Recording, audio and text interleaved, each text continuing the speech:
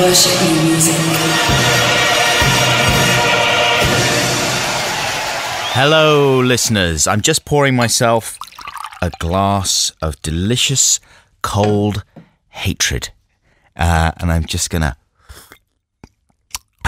sup on that for a little. Why are you sipping hatred? What kind of start is that to this podcast? Yeah, I know that's I'm sipping a golden cup of love. Actually, I'm going to stop. I'm trying to give up hatred, actually. Have some love, man. It's tastier than hate. It doesn't have that bitter aftertaste. You're right. Is this diet love? Yeah, that's diet love. Yeah. I was on full fat hate there. So. Yeah. Hello, my name's Joe. Hi, this is Adam. And welcome to the Coca-Cola New Music Podcast, where we play you the best unsigned music from around Europe that we've managed to gather from the month. Around Myrup. Around Myrup. It's the new internet way of saying Europe. Yeah. It's not Europe, it's Myrup. It's together. It's our Rup. Oh, dear. Myrup. What? Anyway, listen, we've got great music for you, listeners. Thank you very much for downloading the podcast this month. And I don't think you're going to regret it. No. Can't guarantee, obviously. But we're going to start with a very strong track indeed. And this, Yeah. How do you feel, Joe Cornish, about the following? Ponies? I love ponies. They're lovely. Yeah? They're like little horses. That's true. In fact, they are little horses. Yeah. Little furry Oh, they're soft. Oh, tickle their tummies. I think you're getting ponies confused with cats. You know what I'd really like? What? It's like a very posh little girl who was brought up in Australia and quite spoilt, Yeah. who had a pony when she was a child. She was obsessed with ponies as a child. Right. Entered various horse shows, a bit like that film National Velvet. Remember that film? Yeah. Then she grows up, becomes a woman, Oof. and suddenly all her girlhood fixations with little ponies become something sexy and twisted, electronic and interesting, and she forms a band. And what does she call them? Vote, show, pony.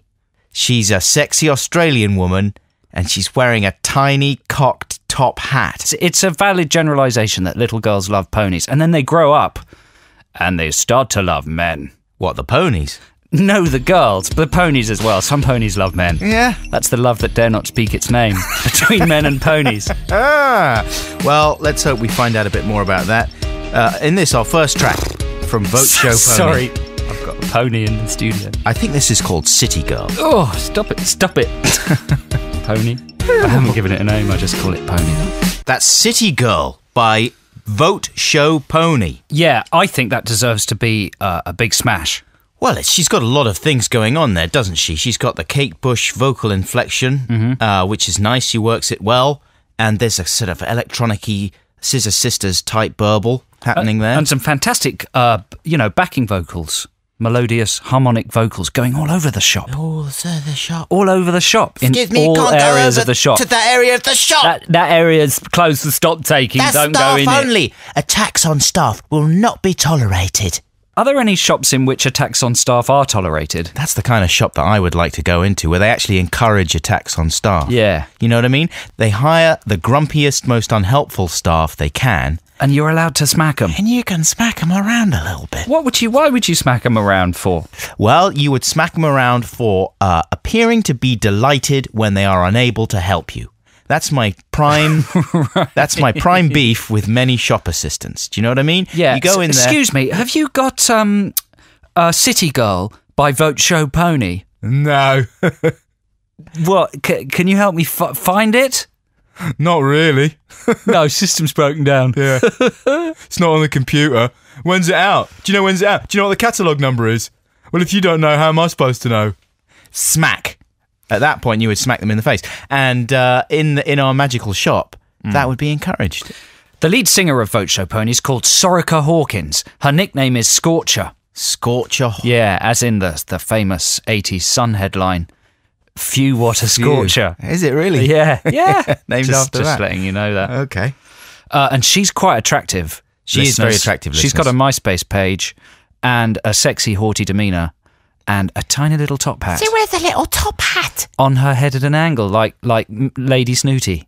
Anyway, so there you go. City Girl by Vote Show Pony. Only a matter of time, surely, before that. Yeah, what are you doing, record labels? Why aren't they signed? Yeah, exactly. Why aren't they at the top of the charts? Absolutely. I mean, because that must be a no-brainer for the marketing department. What are the marketing department thinking? Big, sexy Australian model. Come on. Good voice, interesting tunes going on there. Lyrics about taking Charlie to the party and taking the man out of you before you're broken into. I tell you what she likes to spend the night together dressed in leather. It paints such a vivid picture. Why would anyone want to spend the night together dressed in leather? Because she's a dirty city girl. But that's just uncomfortable and she impractical. likes the tootie. No, it's dirty. It's sexy discomfort.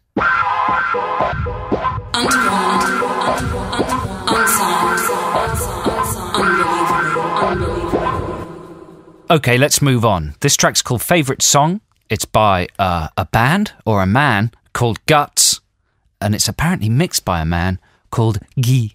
When I like to have a song of mine mixed, I only go to Guy. Guy is the very best mixer. I only go to Guy. If I say to the man, excuse me, I would like a track mixed, he says, would you like it mixed by Gerard? I say, no! Would you like it mixed by Santa le Mixer? I hate Santa the Mixer! Would you like it mixed by Pierre? No, I don't like Pierre! Well, the only person left available is Guy. I like Guy. Oh, that is perfect. Can I hear, please, an example of Guy? Oui, voici une track de Guy. Oh, je t'aime already. There we are, that's Favourite Song by Guts. What would be the one question you would ask Guts if he was in front of you right now? Man, there's so many things I want to ask. You can Guts ask him about anything. Well, it's so difficult to choose a single thing. Yeah. Because, obviously he knows all about everything. Shall I narrow it down? Yeah. What question would you ask him about B-days? Right. I don't know. Do you know what I would ask him? What? What are they phasing the B-day out? What, this is just because he's French? Because you went to America recently, right? And B-days are French, yes. Yeah. What, did they have B-days in the hotels where you stayed? No. No, there are no B-days anymore. When I went to America in the olden days, once or twice, they had B-days everywhere. It was like the thing to have a little B-day. And I didn't know what they were. To me it looked like a fun mini bath where you washed your dollies. I thought they were foot baths. Well, exactly. Foot bath or dolly bath. Just an enjoyable little place to hang out. It turns out they're for washing your bum hole. Your bottom hole. Can you believe that? The French are outrageous, aren't they? Why is that? They're disgusting. Well, they're disgusting in a way, but also they're less disgusting. Well, they're much they've got less cleaner disgusting. bum holes. Yeah, I mean, it's an admirable obsession to have a hygienic undercarriage. Where, of course, the Japanese combine the lavatory and the bidet, and they have jets of boiling hot water activated by the press of a button. What douche your douche hole? Yeah, that's right. You've got to sometimes cup your Julies, otherwise they could be blown right off you. Whereas the British, they don't bother with it. They're not bothered. Just got stinky bum holes the whole time. It's not a nice topic of conversation, but when you start thinking about it, it's hard to forget about it. I just wonder why, there seemed to be a point in maybe the early 80s or the late 70s when B-days were all the rage and they were sweeping the world, and now it seems as if everyone's just forgotten about the B-days. Well, it might be the invention of moist toilet tissue. Maybe you're right. Or, more roomy boxes and things like that keep air circulating down there a lot more and everything dries out much quicker. I think this is an unpleasant topic of conversation. Yeah, it is an unpleasant topic of conversation. You're right. That's your fault. Shall we have more music? You're my favourite song I can recall. Where are to go we now? Now it's time for some British music, listeners. You know what I like? I like it when a band chop up a phrase or word into little different bits to create a new phrase or word. For example, we've talked about this before on our other podcasts, but Public Enemy are fond of doing it. Music in our message can also be read music and our message, for example. Well, here's a band that's done exactly that kind of thing. They've called themselves A Band on Hope. Yeah? Wow. Yeah? Abandon Hope. What's good about that is... Did you hear what I just said to you? Yeah. I'm trying to take it in, man. Yeah. It's basically blowing my mind. Good. But what I like about it is the polar opposites of the two meanings. What? Exactly. Abandon hope A band on hope. Are they full of hope or are they hopeless? Hope is the world going to end? Or is the world just beginning? It's what we all feel like day to day with the current political, social and news, climate. Turn on the telly. Everything you see is depressing. Go out in the street. It's sunny, but is that the beginning of the end? At the end? You know? Should we be happy or sad? Should we be sane or mad? Yeah. There's a lot to think about there. There's a lot to think about, and you know who's been thinking about all those things? A band on hope. This is a track by them called Spaced Out Breakout, and the lyrics are dealing with many of the things we've just been talking about. The feeling of being trapped in the matrix, that's something that we all worry about, and just being spaced out in general, whether it's on things that you shouldn't be putting in your body or just with anxiety. Well, let's have a close listen to those lyrics and see what we make of them. Yeah, man. Yeah. That is nice sounds, you know. What? Yeah, do you remember that? I don't remember. Do you remember that song that we just like that song we just heard about, like space? Do you? No, listen, man. No, listen. Do you remember the song? What? Like a moment ago, with all the bloke and all the talking about space and all that, like the cosmos in the boombox. Do you remember? What did you say? Well, just now, what did you talk about? What? What were you talking about now? What are you doing in my flat, man? What is your name, man? Who are you, man? Shut up, you're freaking me out about all that stuff and talking about Where's the sofa? What have you done with the sofa? I speak antimatter. I think... my mum's dead. Yeah, what? What? This was filmed on location at the alien invasion. I love you. Yeah, what? I love you.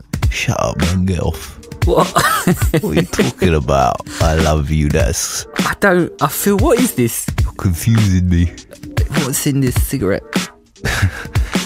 Are we even worth saving? Yeah. What, the human race? Yeah. You are, man. I am, man. You am. I am... You. No, do you hear that, what I said? I said, I am man. I am man. Man. Yes, so there you go. That's we were just eavesdropping there on an evening with a band on hope. That's the kind of thing they chat about when they've been rapping about space. It reminds me of other great space raps. Do you think Eric B. and Rakim's Follow the Leader counts as a space rap? Yeah, it has similar cosmic metaphors. It's got sort of space sounds going on there, and that's surely one of the greatest space raps of all time, but I enjoyed that very much. The brilliant line, planets are small as balls of clay. Yeah, there you go. For instance. Flowing through the Milky Way, worlds out of sight. Far as the eye can see, not even a satellite. Yeah, we won't be able to get copyright clearance for these lyrics. Yeah, there you go. Anyway, so there's a band on hope. They speak antimatter, and they're asking a lot of important questions there. I like that song a lot. I particularly, love the rap itself, but I really like the stuttery kick drum. A little fluttery, stuttery kick drum around the beat. Yeah. Often that's the key to good hip hop, placing your. Is it? Yeah, I think in my brain. I'm not saying I know what I'm talking about. For me, the key to truly excellent hip hop is an MC that will throw down so brutally that it bitch slap your ass right in the face of the area. Is it called a kick drum? I don't know. I don't know what I'm talking about. But that was a very good song. Well done. It wasn't a song. It wasn't. You can't call it a song. It's a jam. It's called a jam. You can't even call it a jam anymore. What can you call it then? A unit. Unit? Underground, unsigned, unbelievable. Now, if you're a budding producer, if producing is your thing, if you like the knob twiddling, then you might be intrigued by this track. This is by a band called Fools of Fortune, and it's called Johnny Took on the World and Lost. But we've been debating, we've had an interesting little debate in the studio as to whether this is deliberately sort of muddily produced as a stylistic choice. It sounds like almost a demo vocal on this track. Or is it You know, is it a limitation on their part that they just haven't got very good gear? Because usually the standard of production here on the Coca-Cola New Music podcast is extremely high. And we're not saying that this isn't well produced. We're just not sure whether it's sort of deliberately amateur. They might be sort of old technology queens, you know what I mean? Like they've eschewed computer technology completely and gone back to their kind of 4-track. To me, it just sounds like a good old honest bedroom production. Yeah. You know, and it sounds as if the band are in Mum's bedroom and the lead singer's in the attic. See, that's charming stuff there, I think. That is by Fools of Fortune, with Johnny Took the World On and Lost. Very, very reminiscent of Jilted John as well, of course. Gordon is a moron. In the hands of a producer, they might try and make him shout or sing through a megaphone, as is the current style, or distort his vocals. But no, I think they should keep him all soft and sweet sounding. Well, it was very honest, wasn't it? Yeah. It was nice, straightforward. Yeah. Unironic. Yeah. Liked it. Well done. 2.5 thumbs up out of a possible 3 thumbs up. What happened to the other half a thumb? Adam and Joe. I'm withholding it for questionable production values. Well, I thought we said we don't know whether it's intentional or unintentional. Well, that's why I'm saying I don't want to like throw all 3 thumbs in there. Guys, I give you 3 thumbs up. I think unsigned bands, they don't need like this wavering support. Second single comes out, turns out to be a turkey. Your 3 thumbs are going to come back and smack you right in the nose. Do you think so? Oh yes. I don't care. Just hedging my bets. That's all I'm doing. Are you? Do you regularly get the Yellow Pages delivered to you free? You know what? The Yellow Pages is my favourite magazine. How about the phone book, though? When was the last time that you not only unwrapped the phone book from its free cellophane packaging, but actually used the effing thing? Who has used the phone book? Who's looked up a number? Thank God you brought this up. In the phone book recently. I'm just thinking because, you know, there's often a vein of climate disaster awareness about our conversations. Joe, we're right on that. And you're saying that the phone book uses a lot of paper. They're destroying, they're digging up large chunks of the planet to make the phone book. All their numbers on the internet? Who uses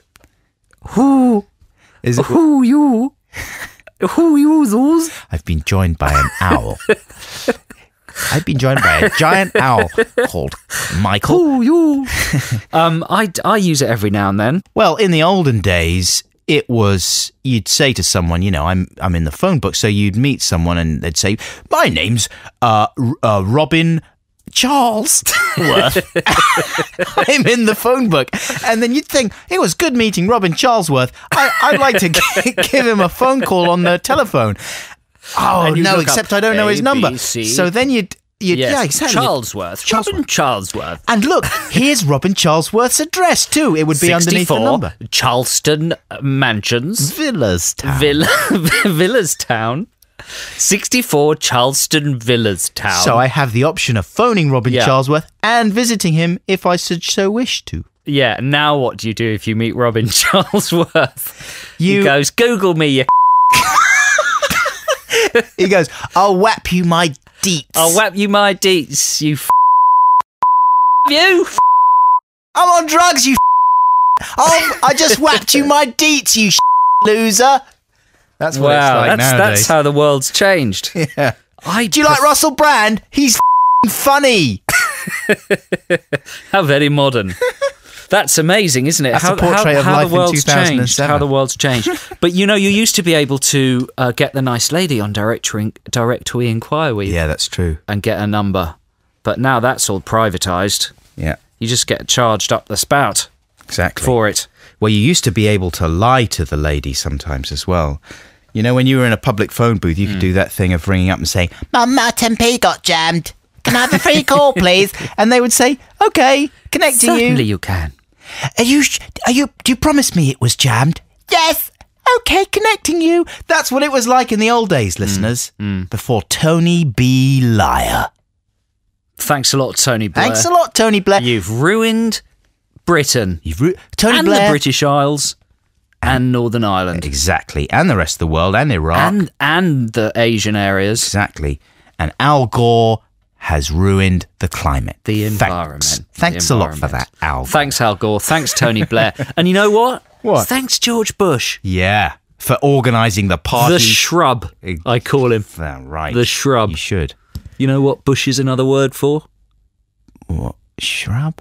Time for more new music. This is 8:30 by The Caves with a K. The Caves there with a K and 8:30. Now, listen, remember out there, listeners, if you've got a band and you make new music and you're not signed, then you can upload your track on the Coca-Cola website, right? Yeah, exactly. That's what this is all about at the end of the day.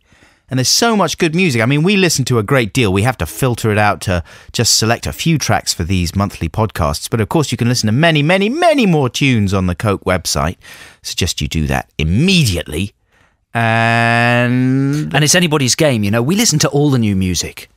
And, you know, only a few tracks stand out, right? Yeah, that's right, yeah. A lot of it's very samey, listeners. A lot of people ploughing the same musical furrow. That's true, you know. Listeners, it's really not that hard to make noticed. an impression. Yeah. Because you just have to avoid what everyone else is doing. When you're doing your song, as good as it is, ask yourself the following question. Does this song sound like something that's in the charts right now? If the answer's yes, then add a triangle. What do you mean add a triangle? To make it different. Oh, really? Is that the key? Yes. A triangle. How many triangles do you hear in the current pop charts? Ding, ding, ding, ding. That kind of thing. Ding it, ding it, ding it, ding it, ding it, ding it, ding it, ding it. That kind of thing. Wow, just record that. Loop it onto your track. Add a triangle. And if that sounds too much like Lonnie Liston Smith, then add something else. A French lady with a tiny top hat. That's right. A stuttery kick drum. That'll get you noticed. Or try being as crazy, as eccentric, and individual as our last track today. Now, this is an outfit that, if there's any justice in the world, you should hear a great deal more of in the future. Just the name's enough to get you listening. Yeah. This band is called Julius Martov and the Sexy Mistakes. Now, that is a good name for a band. In a way, we're all sexy mistakes. That's true. I never thought about that.